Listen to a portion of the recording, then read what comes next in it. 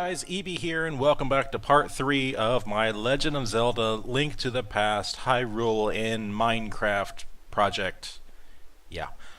Sorry it's been a while since I've recorded. Just a lot going on with, family, full-time job, a lot of stuff at church, so haven't had as much free time as I would have liked to get the recording done, but gonna make up for that today. Today's video, we're going to be going through the Desert Palace and the areas behind me here.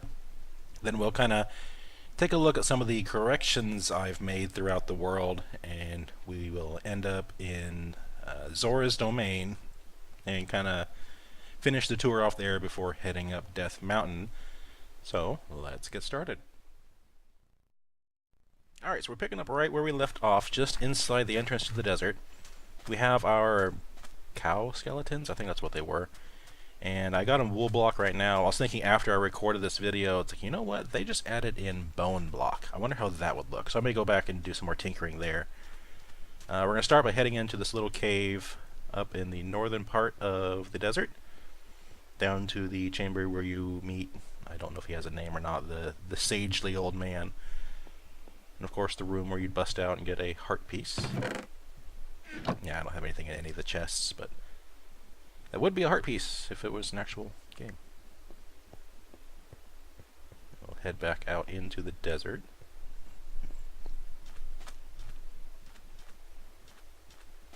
I think the desert was probably the easiest region to do. It's all sand and cactus. Oh, and sorry for a few cuts. Had a few interruptions in the recording process, so I had to kind of piece things back together in a few spots. And here we are at the entrance to the first, or the dungeon here. I'm looking around some of the other areas. I really built up all the sand dunes around the region. I think I'll give you a better aerial view after the palace. Here's where you make your wish and it opens the way. We head down into the dungeon.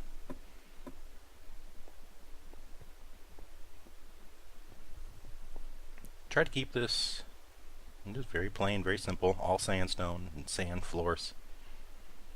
Cracked rock here and there. And the guys that shoot the lasers at you from across the room.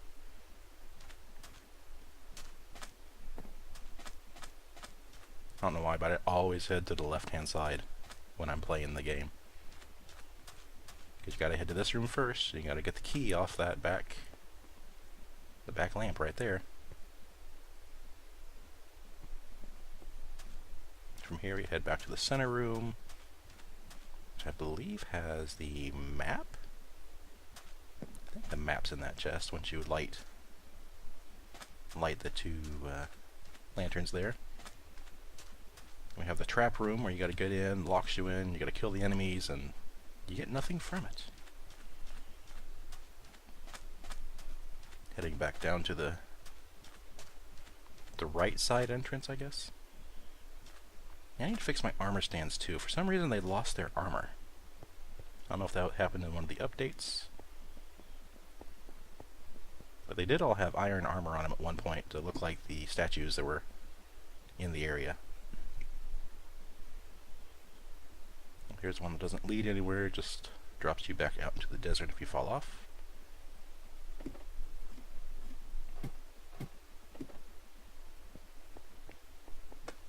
So we head back down into the dungeon.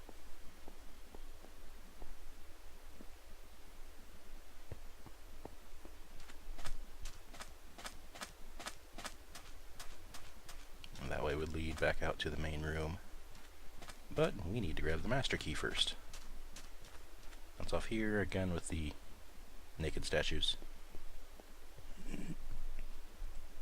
Room to the master key where you would have the cannonballs shooting back and forth. You have to dodge them.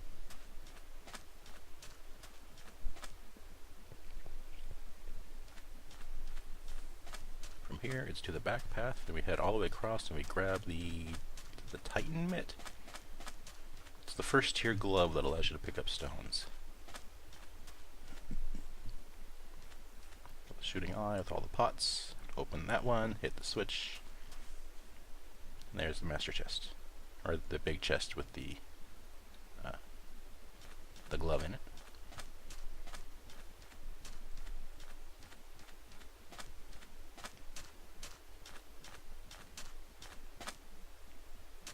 Heading back out to the other entrance. Got one more laser guy, small little fairy fountain where you can charge up before the boss fight.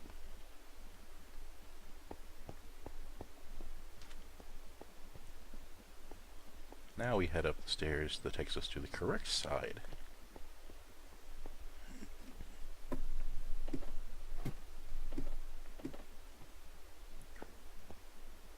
Another one of those cuts. From here we would head down, collect our heart piece that we probably saw from the desert floor but couldn't get.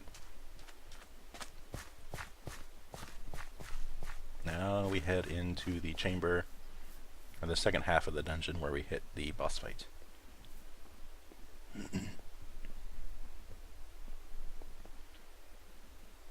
And we're downstairs was all just sandstone and cracked brick. Up here we got the smooth sandstone and regular brick. You know, this is the boss's room, not just the dungeon, so try and make it look a little bit nicer, I guess.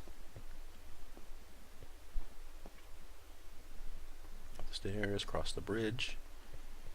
A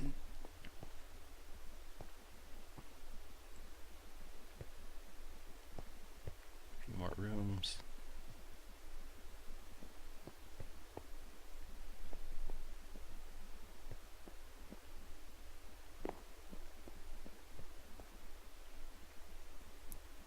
Another room with the floor tiles that will shoot at you. That one's easy though, you just grab the key and you're through the door, you don't have to wait for them. Light the 4 lanterns, wall moves back, and here we are for the boss fight.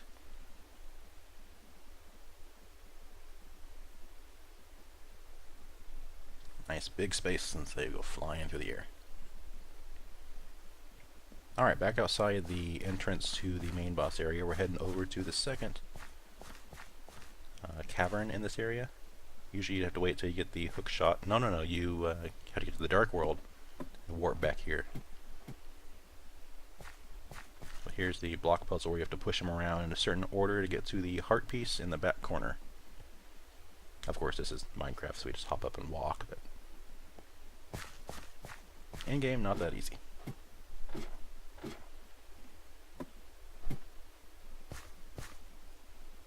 Alright, but that is the desert. In the background you see a bunch of sand dunes. I really tried to give it a little bit of depth. Make it look like there's more out there, but as I jump up here, it is just a facade.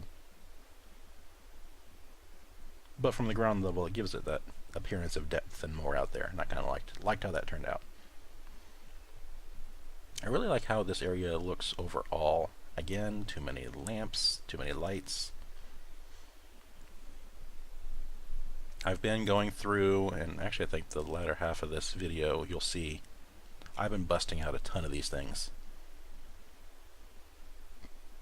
I decided that I want them in the dark world because it's basically a cave, so it's darker than normal.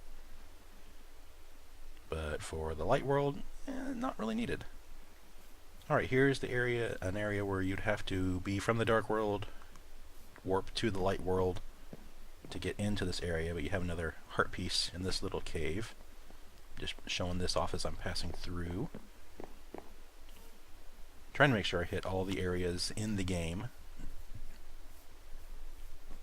Alright, here's one of the big things I fixed. If you remember from, I think it was part 1?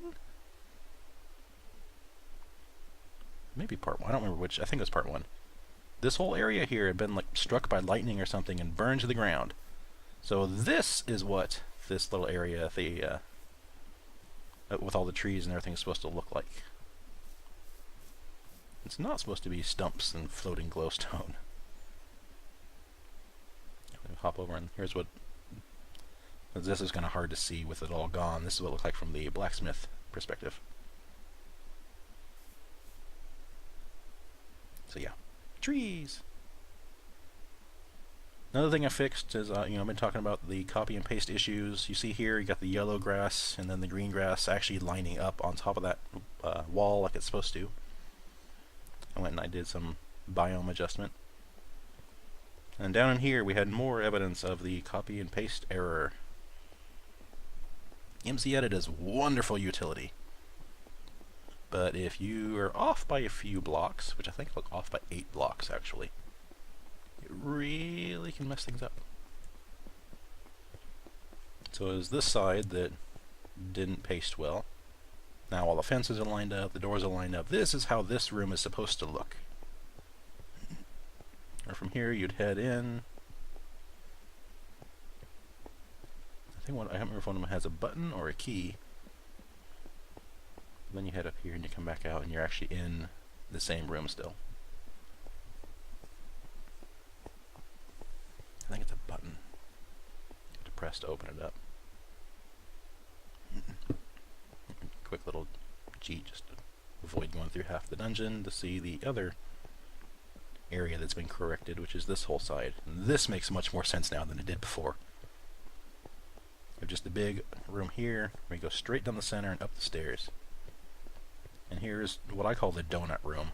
Because basically you gotta run around this side, hit the switch down here, go back into that room, and come back out into the donut, and come around here, and now you're back on this path to head to grab the master key.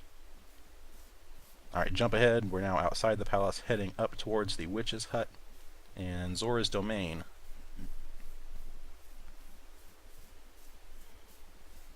Now the waterfalls along the waterfront, those are actually where they're supposed to be in-game. I added some variation to them to kind of give them some characters so they're not just straight lines.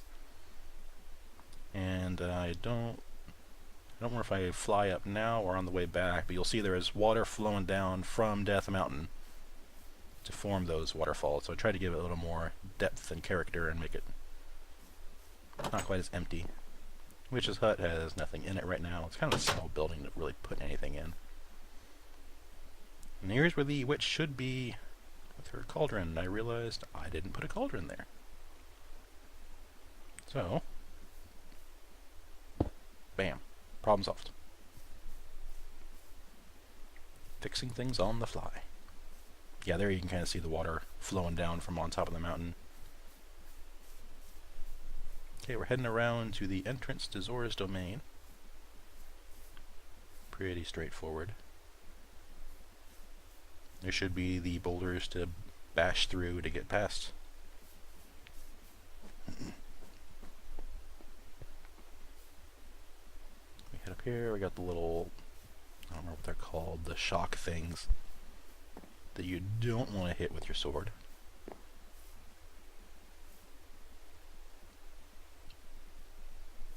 Here's the area just before, the entrance back there. Little water with the warp. And we're going over into the fairy fountain first. Very awkwardly and slowly. Not the greatest transition, but here we are. Your first great fairy fountain, where you get to upgrade your items. Throw your shield, the boomerang. Is there a third item you can throw in there? I don't remember. Okay, but now we're getting ready to head to Zora's Domain. So Zora's Domain is an area I definitely took some artistic liberty with. Like in-game, it's open to the air, it's just a big water area. But when you stack that right up against Death Mountain, it didn't look right, it didn't make sense. So I chose to actually make it an underground water area. You know, thinking more along the lines of Ocarina and how they did their Zora's Domain. So I've got lots of glowstone lanterns hanging from the ceiling, lots of shrubs and bushes. I thought the vines would look neat, and they did at first, but they kept growing and spreading. I don't know yet. I might need to come back in here and maybe do some trimming, do some landscaping and stuff, and get rid of some of the vines. Now this waterway here does go up. In the water is a 1 block high path at all times that you're supposed to be able to walk in, surrounded by the 2 block area that you're supposed to be knocked back out of the water until you get the Zora flippers from the Zora King. Here's the great chamber. Got all the jungle trees growing all the way up to the ceiling, and a lot more vines. You can't see the ceiling. I kind of like that effect. Yeah, it's kind of hard to tell in the video, but there are walkways underneath there. You got all 3 of the walkways in this area. The 2 dead ends, and then the one that I'm kind of flying over right now that takes you over to the king. Here's where you meet him and give him a lot of rupees to get your flippers to swim with. Overall, though, I really like how this area turned out. It turned out having like the look and the feel that I actually wanted for it. Okay, so now we have the flippers, and we can actually swim in this deeper water that we're going over right now. So we head down here, and we can grab another heart piece from the chest up on this little landing that's obstructed by all the stupid vines. So there's that.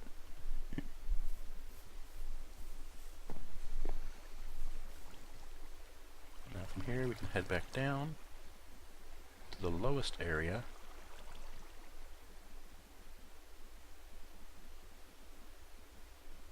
And we can make our way out.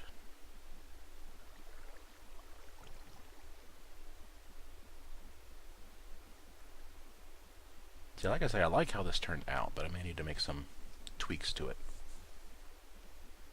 I thought about putting giant mushrooms in there, you know, making it more like a dark wood area, but yeah, that just didn't look right at all. Alright, heading back down the path.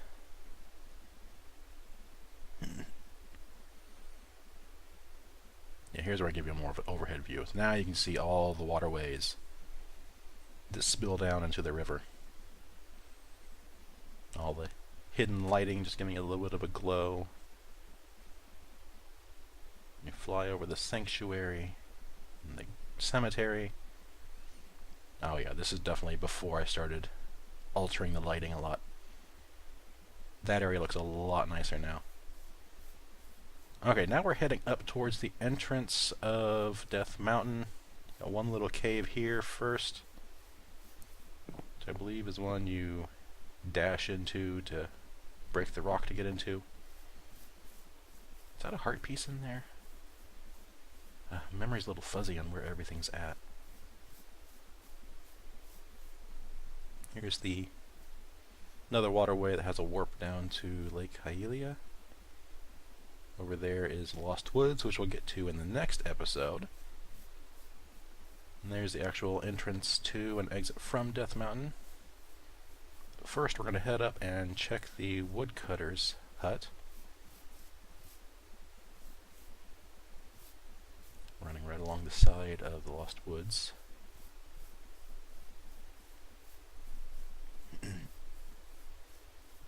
So here's the tree they're cutting on. The idea being the whole top would be gone. You could fall down that hole once you hit the second half of the game. But here's their humble little abode. Their kitchen area, table, bookshelves, bed. Nice and simple. And then back behind the trees they've cut down. And then there's this little cavern back here. When you come down here, splash through the water, and there you see a heart piece sitting right there. And the only way to get to it is through the tree, which I'm just going to cheat right here to show it to you. But there's where the path under the tree leads from.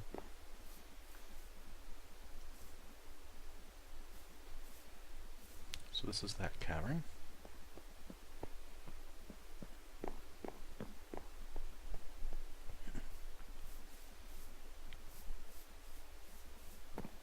And now we head back down. I really can't wait to show you guys the Lost Woods. I really am proud of that and how it turned out.